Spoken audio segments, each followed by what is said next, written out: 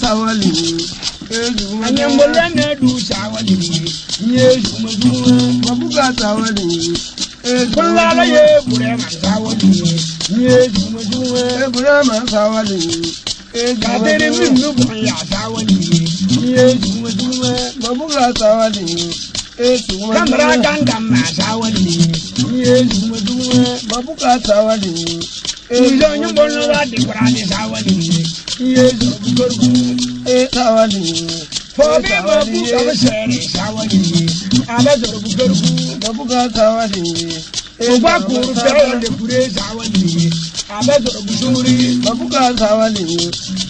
alaga jora kofere sawali yesu maduwa babuga sawali Ubara jengwadare sawali yesu maduwa babuga sawali moya donna sawali yesu maduwa babuga sawali bwanga darbo somfara sawali yesu maduwa babuga sawali kofere la moya masinna sawali yesu kokari mabadinna sawali kofere la yanyi sinna sawali yesu maduwa yezimni sawali ebe hunja wutin no kofere sawali yesu maduwa babuga sawali ebe muro kofere